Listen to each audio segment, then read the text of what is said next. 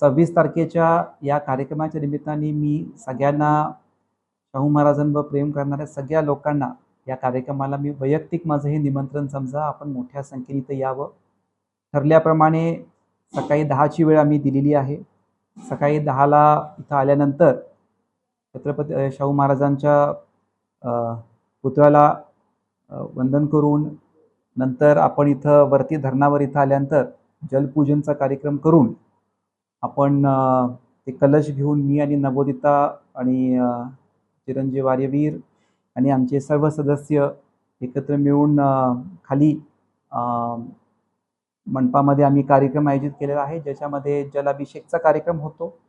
आणि प्रामुख्याने आम्ही इथं मागच्या 6-7 वर्षापासून त्याची दक्षता घेतली आहे की सर्व समाजांना तो न्याय मिळावा.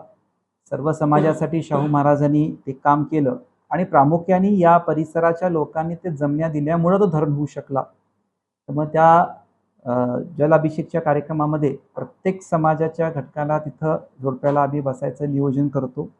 आणि प्लस ज्या ज्या लोकांनी मागच्या 1 वर्षामध्ये कर्तृत्वाचं कार्य केलं असेल तर सत्कार करणं. आणि यावर्षी अजून एक गोष्ट बऱ्याच लोकांकडून सूचना आल्या होत्या, ती म्हणजे एक समता रॅलीचं आपण आयोजन केलेलं आहे, जे कसबा बावड्यावरून एक मोटरसायकलची रॅली ही धरणावर ज्योत घेऊन येणार आहे. ज्या ठिकाणी शाहू महाराजांचा जन्म झाला त्या वाड्यावरून ते इथपर्यंत एक समता रॅलीचं आम्ही आयोजन केलेलं आहे.